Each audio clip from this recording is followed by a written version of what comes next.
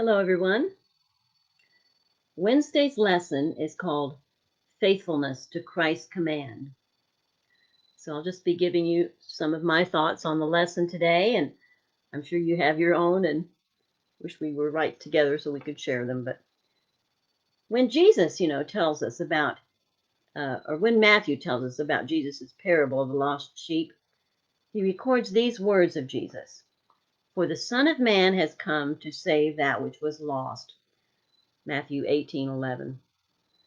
1 Timothy 2:3 and 4, which we read on Sunday, also says, "For this is good and acceptable in the sight of God our Savior, who desires all men to be saved and to come to a knowledge of the truth." 1 Timothy 2:3 and 4. No wonder Jesus is called the light of the world. He wants the whole world to know about him and have an opportunity to be saved. And we shouldn't be surprised that he wants us to reflect that light and be what is called a light to the Gentiles, meaning that we are to reach out to our home and church and give everyone a chance to hear about God. Here's what it says in Acts 13:47.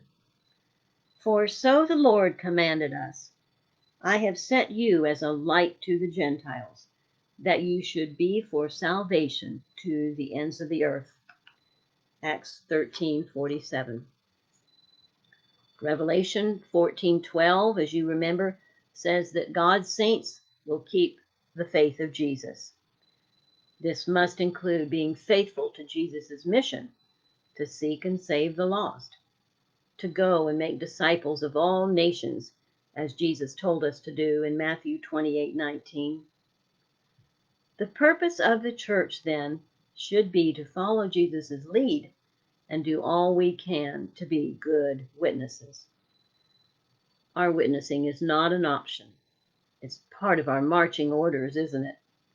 If we choose to follow God, we must serve others by sharing what we know about God. And this applies to individual members as well as to the church.